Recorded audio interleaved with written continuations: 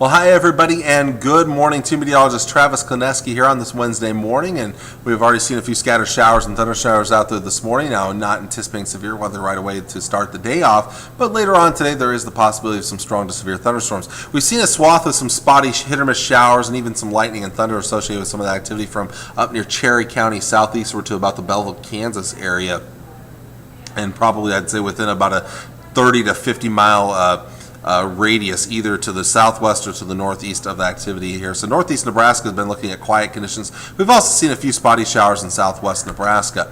As we head into the latter portions of the day, that starts to shift eastward, and the forecast becomes a little more questionable this afternoon with that thunderstorm activity farther to the southwest. There's going to be a frontal boundary in southwest Nebraska and down into Kansas. That's going to start to lift north as a warm front as winds turn more southerly this evening. And it's near that front we could see some strong to severe thunderstorms fire up. That said, some forecast models such as this one want to keep us dry. So there is a chance of thunderstorms this evening and overnight tonight. It's just more conditional out there. So just keep in mind that, yes, we could see some thunderstorms, but we could also see dry conditions out there. But if we see thunderstorms, again, severe weather is a possibility.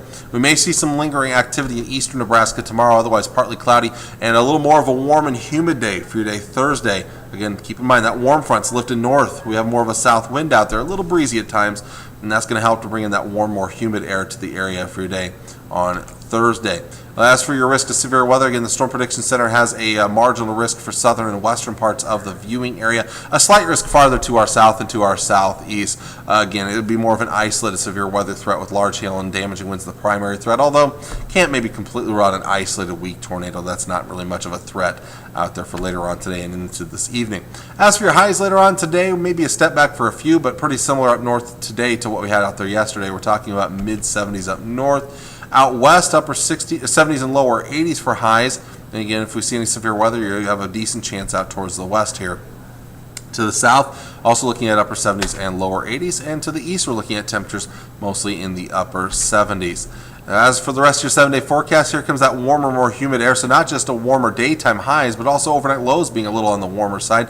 Dry for your Thursday for the Tri-Cities, and Friday morning we're still looking at dry conditions, but by Friday afternoon, and especially more so Friday evening and overnight Friday night, a chance of showers and thunderstorms returns to the area. Some of that may linger again on Saturday, although I think our better chance would be in eastern portions of Nebraska. Going to keep it warm over the weekend with highs still in the 80s, and then some cooler air starts to work its way in early next week for your Monday, Tuesday time frame. We're looking at highs in the 70s.